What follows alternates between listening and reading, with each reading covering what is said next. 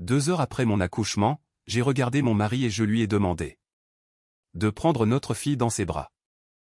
Il n'a pas bougé. Il est resté là, debout, dans son manteau de laine gris anthracite parfaitement ajusté, la fixant comme s'il s'agissait de l'erreur d'un étranger déposé sur son paillasson. Puis il s'est penché assez près pour que je sois la seule à l'entendre et il a prononcé les mots qui allaient mettre fin à notre mariage avant même le lever du soleil. J'ai déjà un fils avec une autre femme. Je ne reconnaîtrai pas cet enfant. Je n'ai pas pleuré. Je ne lui ai pas demandé de répéter. J'ai baissé les yeux sur le visage de ma fille, encore si doux et rose, totalement inconsciente que son père venait de choisir quelqu'un d'autre dans le même souffle où il la reniait. Je l'ai serré plus fort contre ma poitrine et j'ai souri. Souviens-toi bien de cet instant, ai-je chuchoté, car c'est le dernier que tu recevras de nous. Il a ri. Il a vraiment ri, comme si j'avais dit quelque chose de mignon et d'inoffensif, une de ces phrases qu'une jeune mère épuisée lance avant de reprendre ses esprits. Il n'avait aucune idée que le lendemain matin nous serions partis et que ses regrets ne faisaient que commencer. Je m'appelle Céleste Rivière et voici l'histoire de la nuit où mon mari a jeté sa famille, sa fortune et son avenir. Tout cela en l'espace des 2 heures qui ont suivi mon entrée dans la maternité.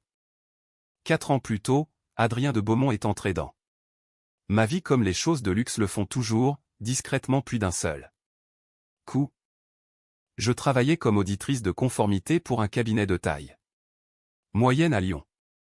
Le genre de métier où l'on déchiffre les petites lignes jusqu'à ce que les yeux brûlés que le café refroidisse 2 fois avant midi. Il était l'héritier du groupe Beaumont, un empire de l'immobilier et de l'hôtellerie que son grand-père avait bâti à partir d'une simple auberge de province pour en faire une puissance possédant les plus beaux immeubles de la ville. Il n'avait besoin d'impressionner personne. Il ne haussait jamais le ton, ne consultait jamais son téléphone au dîner, et ne m'a jamais fait sentir que j'étais un simple accessoire dans une vie qui était déjà bien remplie avant mon arrivée. Durant la première année, j'ai cru avoir trouvé la perle rare, un homme immensément riche qui savait encore être humain envers une femme qui ne pouvait rien lui apporter en retour. Sa mère, Béatrice, était polie avec moi de la manière dont les gens sont polis avec un objet qu'ils attendent de remplacer. Son père, Philippe de Beaumont, m'adressait à peine la parole durant ses premières années, quittant généralement la pièce quelques minutes après mon arrivée sous prétexte d'un appel urgent. Je me disais que c'était simplement son tempérament. Vieille France, vieille manière, vieux silence. Je ne comprenais pas encore que dans cette famille, le silence n'était jamais neutre. C'était une décision prise avec soin, revue uniquement lorsqu'elle cessait d'être utile. Nous nous sommes mariés 18 mois après notre rencontre. Lors d'une cérémonie civile à la mairie, qu'Adrien a insisté pour garder modeste. Loin du bruit de l'entreprise, disait-il, en me serrant la main comme si nous étions complices d'un secret plus grand que nous. Je me souviens m'être tenu dans le couloir de la mairie juste avant, ajustant sa cravate parce que ses mains tremblaient. Et m'être dit qu'un homme aussi nerveux à l'idée de m'épouser ne pouvait pas être capable de la cruauté calme et exercée que j'allais rencontrer 2 ans plus tard dans une chambre d'hôpital. Je me trompais, comme je me trompais sur beaucoup de choses à l'époque, principalement parce qu'il était très doué pour énoncer ses mensonges comme s'il s'agissait de vérités simples. C'est au cours de notre 2e année de mariage que j'ai entendu pour la première fois le nom de Camille Russo. Elle était l'assistante de direction d'Adrien, une femme au blazer cintré et à la voix qui ne dépassait jamais un registre calme et égal. Je l'ai rencontrée 2 fois lors d'événements d'entreprise. La seconde fois, lors d'un cocktail de Noël, je l'ai surprise en train de regarder Adrien à l'autre bout de la pièce avec une expression que je n'ai pas su identifier sur le moment. Pas tout à fait de la culpabilité, pas tout à fait du désir, quelque chose de plus proche de l'épuisement. Je me suis dit que je l'avais imaginé. Je n'avais aucune raison de penser le contraire. Adrien rentrait encore la plupart des soirs. Il se souvenait encore de nos anniversaires. Mais avec le recul, les petits détails avaient déjà commencé. Des appels qu'il prenait dans la cour au lieu de rentrer dans la maison. Des voyages d'affaires prolongés d'un jour, puis de deux, avec des explications techniquement plausibles mais jamais vraiment précises. Chaque fois que j'évoquais l'idée d'une famille plus grande, d'un troisième enfant ou d'une maison plus spacieuse, il devenait silencieux d'une manière qui ne ressemblait pas à un homme qui rêve d'avenir, mais plutôt à un homme qui calcule combien de temps il peut encore éviter le sujet. J'ai remarqué tout cela, mais je ne me suis pas autorisé à suivre cette pensée jusqu'à sa conclusion. Il y a eu une nuit, au début de cette deuxième année, où il est rentré après minuit de ce qu'il disait être un dîner client, et j'ai trouvé le lendemain matin dans la poche de son veston un ticket de caisse pour un restaurant à 1 heure de Lyon. Un endroit dont je ne l'avais jamais entendu parler. Horodaté 2 heures plus tôt que le moment où il m'avait dit être parti. Je lui ai posé la question au petit déjeuner, à moitié en plaisantant, et je l'ai regardé construire une explication en temps réel, le départ à la retraite d'un collègue, une table qu'il avait rejointe tardivement, rien qui vaille la peine d'être retenu. Je me souviens avoir pensé, même alors, qu'un homme qui dit la vérité n'a généralement pas besoin de 3 phrases compliquées pour expliquer un simple dîner. J'ai laissé couler, car fermer les yeux était plus facile que d'être le genre de femme qui tient les comptes. Lors de ce même dîner de Noël, plus tard dans la soirée, je me suis retrouvé à côté de Camille près du buffet tandis qu'Adrien était accaparé par une discussion sur les résultats trimestriels.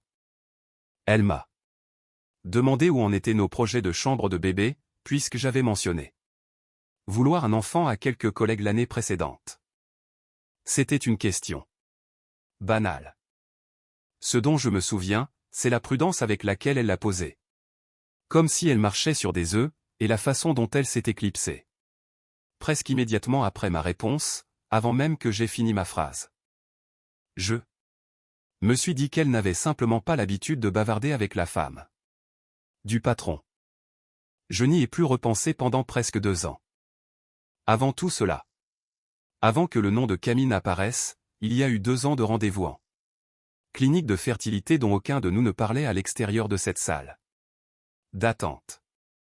Adrien est venu à chaque rendez-vous la première année, m'a tenu là main lors de 2 procédures qui n'ont pas fonctionné, et m'a dit plus d'une fois que nous avions le temps, que cela arriverait quand cela devrait arriver. En y repensant aujourd'hui, je me demande quelle part de cette patience était réelle et quelle part était simplement une mise en scène plus facile à jouer que l'alternative, une discussion pour savoir s'il essayait encore vraiment d'avoir un futur avec moi. Je ne saurai jamais avec certitude quand son attention a commencé à se diviser. Je sais seulement que quelque part durant cette deuxième année, alors que je suivais mes courbes d'ovulation et que je pleurais en silence sur les parkings après des rendez-vous infructueux, une autre version de la réponse qu'il prétendait attendre était déjà en route ailleurs. Quand je suis enfin tombée enceinte au printemps de notre 3e année, Adrien a pleuré. Lors de l'échographie. Je m'en souviens si clairement car c'est devenu le souvenir auquel je me suis raccroché à travers tout ce qui a suivi. Il a peint lui-même la chambre du bébé en un seul week-end. Il a choisi un prénom avec moi. Pendant des mois, un prénom sur lequel nous nous sommes enfin mis d'accord là. Semaine avant l'accouchement, Margot. Je ne savais pas alors que Camille était déjà enceinte de plusieurs mois de son côté. J'ai dû accepter depuis que je ne saurais peut-être jamais quand tout cela a commencé, seulement que cela durait. Depuis assez longtemps et avec assez de prudence pour que je ne remarque rien en 4 ans, moi qui pourtant faisais attention à tout. Ce que je n'ai appris que bien plus tard, c'est que Philippe, son père, était au courant de cette grossesse depuis des mois et avait lancé un ultimatum à Adrien, régler la situation d'une manière ou d'une autre avant que le conseil d'administration ne se réunisse pour le bilan de fin d'année. Faute de quoi Philippe porterait l'affaire lui-même devant des personnes dont l'opinion comptait plus pour Adrien que la mienne. Cette réunion avait été avancée et était prévue pour la semaine suivant mon terme. Adrien ne m'avait rien dit de tout cela. Il manquait simplement de temps pour empêcher ces deux vies parallèles de s'entrechoquer. Le matin où le travail a commencé, Adrien était à l'hôpital avant même que j'aie fini mon admission, arpentant la salle de pré-travail avec une énergie nerveuse que j'ai prise pour de l'excitation alors que c'était de la culpabilité. Il m'a tenu la main pendant 11 heures de contraction, a rythmé ma respiration, m'a donné des copeaux de glace quand je ne pouvais plus rien avaler et a dit deux fois aux infirmières, sans qu'on lui demande rien, à quel point il était impatient d'être enfin père. Avec le recul, je pense qu'une partie de lui le pensait sur le moment, de la même manière qu'un acteur peut croire à sa réplique pendant qu'il la prononce, tout en sachant qu'il quittera la scène pour une vie totalement différente 5 minutes plus tard. Margot est née à 6h47 du matin, un mardi. Elle a pleuré et le son a rempli la pièce. D'une manière que je ne peux toujours pas décrire, sinon pour dire que c'était le début de quelque chose d'immense. Je l'ai tenue contre moi, tremblante, et j'ai regardé Adrien, attendant qu'il la prenne comme il me l'avait promis durant 9 mois. Il n'a pas tendu les mains. Il a reculé vers la fenêtre. Je me suis dit qu'il était sous le choc. Alors je lui ai demandé doucement, « Tu veux la prendre ?» « Non », a-t-il répondu, et sa voix était devenue plate, glaciale d'une manière inédite. Il est sorti dans le couloir quelques minutes plus tard, et à travers la porte entr'ouverte, j'ai entendu des fragments d'un appel qu'il pensait sûrement inaudible. Une voix de femme à l'autre bout, tendue et insistante, et Adrien parlant bas, pas comme ça, pas au téléphone, avant de raccrocher et de rester là un long moment, la main sur le cadre de la porte. Ce que je ne savais pas encore, c'est que Camille l'avait appelé 2 fois ce matin-là. La seconde fois pour lui dire qu'elle ne resterait pas cachée pendant qu'il franchissait une nouvelle étape. Elle voulait que leur fils soit reconnu publiquement avant la réunion du conseil d'administration. Et par-dessus cela, un message de sa mère était arrivé 20 minutes plus tôt, l'informant qu'elle et Philippe étaient déjà en route pour l'hôpital pour rencontrer leur nouvelle petite fille, sans aucune intention de prétendre qu'il n'y avait qu'un seul petit enfant digne d'intérêt cette année-là. Adrien avait peut-être 1 heure avant que ses propres parents n'entrent dans cette chambre et ne décident à sa place de la suite des événements. Il est revenu dans la chambre après s'être changé, portant un costume neuf. Je comprends maintenant qu'il ne s'habillait pas pour une conversation qu'il souhaitait avoir, mais pour une confrontation qu'il ne pouvait plus fuir. 2 heures plus tard, après que les infirmières eurent fini les soins et que le calme fut revenu, il est entré comme s'il s'était absenté juste pour revêtir une tenue plus appropriée à ce qu'il s'apprêtait à dire.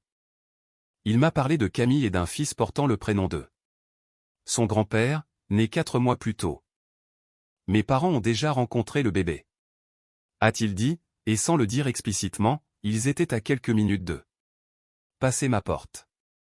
Ma famille a besoin d'un héritier mâle, a-t-il ajouté comme s'il lisait une note de service rédigée par un autre. Camille leur en a donné un. Je ne reconnaîtrai pas ta fille comme une Beaumont. J'aimerais vous dire que j'ai hurlé. Mais non. J'ai regardé le petit visage endormi de ma fille et quelque chose en moi s'est figé et aiguisé instantanément, comme une porte qui claque au loin. Tu l'es choisi, ai-je dit. Ce n'était pas une question. Je choisis l'avenir de ma famille, a-t-il répondu comme si nous n'étions pas en plein milieu de ce qui aurait dû être la nôtre. J'ai souri. Cela l'a surpris. J'ai vu sa mâchoire se crisper. Alors souviens-toi bien de cet instant, lui. Ai-je dit, car c'est le dernier que tu auras avec nous. Il a ri et est sorti. Pour prendre un appel, déjà à moitié reparti vers cette vie qu'il pensait l'attendre au bout du couloir. Je suis resté à l'hôpital 2 nuits de plus, le temps de récupération standard. J'ai accepté ces 2 nuits parce que je ne faisais pas encore confiance à mes propres jambes, et encore moins à mon jugement. Adrien n'est pas revenu. Ma sœur, Odette, a fait 4 heures de route depuis Marseille dès que je l'ai appelée cette première nuit, arrivant avant l'aube, encore dans les vêtements avec lesquels elle s'était endormie. Elle ne m'a pas demandé si j'allais bien. Elle m'a demandé ce dont j'avais besoin, dans cet ordre précis, puis elle a simplement pris les choses en main. Berçant Margot pour que je puisse dormir par tranches réelles, discutant fermement avec une infirmière du planning de mes médicaments. Restant assis sur le fauteuil dans le coin pendant les heures de visite comme si elle comptait défier quiconque oserait me forcer à partir avant que je sois prête. Elle m'avait dit lors de mon propre mariage, discrètement devant le gâteau, qu'Adrien avait ce genre de politesse qui n'apparaît que quand quelqu'un regarde. Jean avait ri à l'époque. Je ne riais plus dans cette chambre d'hôpital, comprenant enfin ce qu'elle voulait dire, 4 ans trop tard.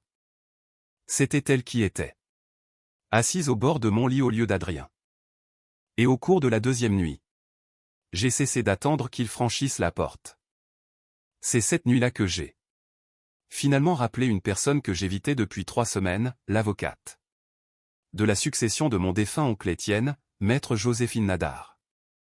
Étienne était mort 8 mois plus tôt, un ingénieur structure à la retraite qui avait passé 40 ans à concevoir l'ossature de bâtiments dont d'autres hommes tiraient la gloire.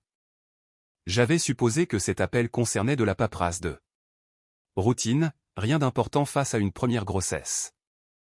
J'avais tort. Joséphine m'a dit plus tard qu'elle ne m'avait pas appelé pendant 3 semaines consécutives pour des broutilles. Étienne était venu à son cabinet 1 an avant sa mort et lui avait demandé de réviser un vieil accord de partenariat qu'il détenait encore d'un projet immobilier datant de plusieurs décennies, un projet qui avait été absorbé par le groupe Beaumont lors de son expansion. Il voulait s'assurer que les documents signifiaient toujours ce qu'ils étaient censés signifier. Elle avait trouvé quelque chose d'assez préoccupant pour insister. Un pacte d'actionnaires, toujours actif, qu'Étienne n'avait jamais dissous, lié à sa part de 11% dans la branche développement de l'entreprise. Elle m'a dit qu'Étienne n'avait jamais expliqué pourquoi il voulait cette révision, seulement qu'il lui faisait confiance pour comprendre le moment venu, même s'il n'était plus là pour l'expliquer. Elle travaillait avec lui depuis 15 ans et disait n'avoir pas tout à fait compris avant de voir en temps réel ce que cette préparation silencieuse protégeait. Elle ne savait pas encore que j'en aurais besoin. Elle savait juste que certains héritages valent la peine d'être compris avant d'en avoir besoin, pas après. Je lui ai demandé depuis mon lit d'hôpital ce que cela signifiait pour moi. Cela signifie, a-t-elle dit, que vous avez plus de poids dans cette entreprise que votre mari ne le pense. Je n'ai rien précipité. Je suis d'abord rentré à la maison, celle qu'Adrien et moi n'avions partagé qu'une semaine, parce que j'avais besoin d'un endroit familier pour réfléchir et parce qu'un avocat censé vous dira de ne pas prendre de décision définitive 3 jours après un accouchement. Adrien n'est pas rentré non plus. Il est resté chez ses parents, et le seul contact que j'ai eu de lui cette semaine-là fut un unique SMS me demandant si j'avais eu le temps de reconsidérer les choses. Comme si c'était moi qui devais reconsidérer une décision qu'il avait prise des mois avant mon accouchement. Il a appelé une fois, le 4e soir, et j'ai failli ne pas décrocher. Quand je l'ai fait, il n'a pas pris de nouvelles de Margot. Il a demandé si j'avais parlé à quelqu'un de l'entreprise, d'un ton qui montrait qu'il le soupçonnait déjà. Je lui ai dit la vérité, à savoir que je n'avais encore rien décidé, ce qui était exact, même si ce n'était pas tout. Il a dit presque doucement qu'il espérait que nous pourrions rester civils pour le bien de tous, comme si la civilité était une notion qu'il venait de découvrir maintenant qu'elle risquait de lui coûter cher. J'ai raccroché sans répondre et je suis resté assise longtemps, écoutant la respiration de Margot dans son berceau, essayant de comprendre quelle version de lui avait un jour été réelle. J'ai passé la majeure partie de cette semaine à faire des choses ordinaires, plier des vêtements minuscules, apprendre le rythme des pleurs d'un nouveau-né, rester debout dans la chambre qu'il avait peinte lui-même, effleurant un mur qui semblait soudain appartenir au mariage d'une autre. Le 5e soir, j'ai ouvert le placard et j'ai commencé à faire mes cartons, un tiroir à la fois, non par colère, mais parce que rester n'avait plus de sens. Odette est revenue ce week-end-là pour m'aider à transporter les cartons vers une location à 2 rues de chez elle. Assez près pour qu'elle puisse débarquer sans prévenir avec des courses et un avis sur tout. À la fin de la semaine, Joséphine et moi avions épluché le dossier à son cabinet. Ce que les parts d'Étienne me donnaient, ce n'était pas le contrôle de l'entreprise, mais le droit légal d'exiger un audit formel sur la conduite des dirigeants pouvant exposer le groupe Beaumont à un risque réputationnel ou financier durant une période de refinancement actif. Et il se trouvait que l'entreprise était en plein refinancement ce trimestre-là, un fait qui n'avait rien à voir avec la chance et tout à voir avec l'expansion agressive que le père d'Adrien poussait depuis des années. Une liaison ayant produit 2 enfants concurrents, dont l'un né d'une employée, durant une période où Adrien avait personnellement signé des déclarations certifiant sa stabilité personnelle auprès des banques, était exactement le genre de conduite que cet audit visait à sanctionner. J'ai déposé la demande par l'intermédiaire de Joséphine au début de la 2e semaine. J'ai quitté définitivement la maison cette même semaine et j'ai laissé le processus interne de l'entreprise faire ce que je n'aurais jamais pu faire. Depuis un lit d'hôpital, forcer Adrien à s'expliquer devant des gens qui n'avaient jamais eu besoin de ma permission pour poser des questions difficiles. 2 semaines après le dépôt, avant que le conseil ne se réunisse, Camille m'a appelé. Elle avait entendu parler de l'audit et voulait me parler avant que cela ne devienne un spectacle. Elle semblait épuisée d'une fatigue que je ne connaissais que trop bien. Elle m'a raconté qu'elle avait grandi fille unique dans une petite ville près de Clermont-Ferrand, qu'elle était venue à Lyon pour ce travail sans famille à proximité, et que dans la solitude de cette première année, l'attention d'Adrien avait fini par ressembler à de l'affection. Elle s'était promis d'arrêter de répondre à ses appels tardifs mais n'y était jamais parvenue, car arrêter aurait signifié perdre son seul ancrage dans une ville où elle ne connaissait personne. Elle m'a dit qu'Adrien lui avait promis de me quitter. Il fait ça, a-t-elle dit doucement. Il dit aux gens exactement ce qu'ils ont besoin d'entendre pour qu'ils continuent à aller dans sa direction. Je lui ai demandé pourquoi elle me disait ça maintenant. Parce que quelqu'un doit connaître la vérité avant qu'elle ne sorte en pièces détachées devant un public, a-t-elle répondu. J'ai repensé à la chambre qu'il avait peinte, à ses larmes lors de l'échographie, et j'ai compris que Camille et moi avions reçu des versions de la même mise en scène, jouée pour 2 femmes qui pensaient chacune être l'unique public. La réunion du conseil d'administration a eu lieu un jeudi, dans une salle vitrée au 14e étage. Je n'étais pas obligé d'y être. Mais j'y suis allé quand même, Margot endormie contre moi, parce que je voulais qu'Adrien voie exactement qui était assis en face de lui quand son père lui demanderait de s'expliquer. Philippe a demandé à Adrien devant 6 membres du conseil s'il était vrai qu'il avait eu un enfant avec une employée tout en certifiant aux créanciers que sa situation était stable. Adrien a répondu que la situation était gérée de manière privée. Philippe a demandé si le privé incluait d'abandonner sa fille nouveau-née dans une chambre d'hôpital devant un personnel soignant qui s'en souviendrait. Adrien n'a pas eu de réponse. Pour la première fois, il semblait avoir épuisé son stock de belles phrases. Puis, un ancien collègue d'Adrien, parti en mauvais termes, a transmis à Joséphine une discussion qu'il gardait par pure rancœur. Adrien y plaisantait, des mois plus tôt, sur le fait qu'une fois la situation réglée, il prévoyait de se séparer discrètement de Camille d'ici 1 an, une fois que l'image de marque ne serait plus en jeu. Ce n'était pas de la chance. C'était la conséquence prévisible du fait de traiter les gens comme des objets jetables. Camille a écouté cela, les mains à plat sur la table.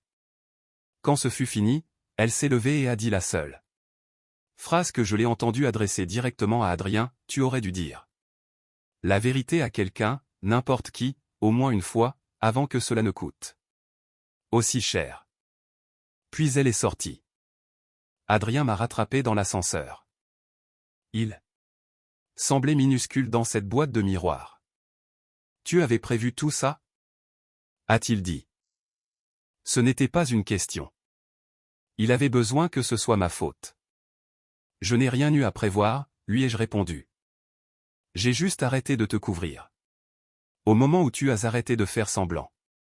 Les portes se sont ouvertes et je suis parti vers le parking sans me retourner. Ce qui a suivi n'a pas été une victoire juridique immédiate. Les statuts du groupe Beaumont, rédigés par la génération précédente, exigeaient qu'un héritier soit né au sein d'un mariage intact pour avoir la priorité successorale. Cela a créé une véritable bataille de succession. Il a fallu 4 mois de négociations. Finalement, Margot a été reconnue comme la seule héritière légitime au regard de l'entreprise, tandis que le fils de Camille resterait en dehors de la structure successorale du groupe. Une affaire qu'Adrien devrait régler sur ses fonds propres. Sans le soutien de l'entreprise, Adrien n'avait pas assuré son héritier mâle. Il avait passé 1 an à fabriquer un conflit qui se terminait par le fait que la fille qu'il avait refusé de porter devenait la seule enfant que la famille était légalement tenue de protéger financièrement. Le divorce a été prononcé dans la foulée. Je n'ai rien demandé de vindicatif, juste ce qui était juste. Et avec les parts d'Étienne et un conseil d'administration qui ne faisait plus confiance à Adrien. Le juste s'est avéré bien plus important que prévu. Pour la garde, Adrien s'est d'abord présenté comme l'homme que j'avais épousé. Il a demandé des droits de visite, et j'ai laissé le médiateur fixer des termes raisonnables parce que je voulais pouvoir dire honnêtement à Margot un jour que je n'avais pas été celle qui avait fermé la porte. Il a honoré 4 des 6 premières visites, arrivant en retard à 2 d'entre elles. À son premier anniversaire, il avait cessé de les programmer. Philippe, son père, m'a contacté 1 an plus tard pour discuter sans avocat. Nous nous sommes vus dans un café. Il m'a confié que son propre père avait dirigé la famille de la même manière, évaluant les gens selon leur utilité plutôt que leur caractère. Il m'a dit qu'il n'avait pas réalisé à quel point il avait répété ce schéma avec Adrien jusqu'à ce qu'il voie son fils sortir de cette chambre d'hôpital, reconnaissant sa propre froideur dans le miroir. Ce n'était pas vraiment des excuses, plutôt une explication tardive. J'ai déménagé à 2 heures de là, dans une maison calme avec un jardin. Odette vient presque tous les dimanches. Joséphine gère les dossiers de la fiducie 2 fois par an autour d'un café. Philippe envoie une carte pour l'anniversaire de Margot, signée simplement ton grand-père. L'année dernière, il a demandé s'il pouvait venir parfois en visite neutre. J'ai dit oui, parce que Margot mérite de décider elle-même quel lien elle veut avec cette famille. Adrien m'a appelé. Une fois, tard le soir. Sa voix était brisée. Il a demandé s'il y avait encore un moyen de faire partie de la vie de Margot. Tu as eu tes 2 heures, lui. Ai-je répondu. Je t'ai donné tout le reste de ta vie pour changer d'avis, et tu as passé chaque seconde à t'assurer de ne pas le faire. Je n'ai plus eu de nouvelles depuis.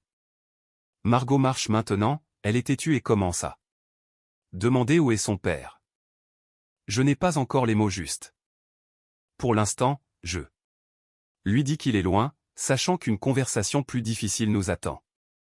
Je repense souvent à cette chambre d'hôpital. Pas à la cruauté, mais à ce demi-seconde juste avant mon sourire, où j'aurais pu m'effondrer. Mais quelque chose en moi a décidé de ne pas le faire. Chaque soir avant qu'elle ne s'endorme, je dis à Margot que les gens qui sont censés nous choisir ne le font pas toujours. Et que ce n'est pas la fin de l'histoire. C'est juste le moment où l'on découvre qui nous choisit vraiment. Parfois, gagner, ce n'est pas se venger.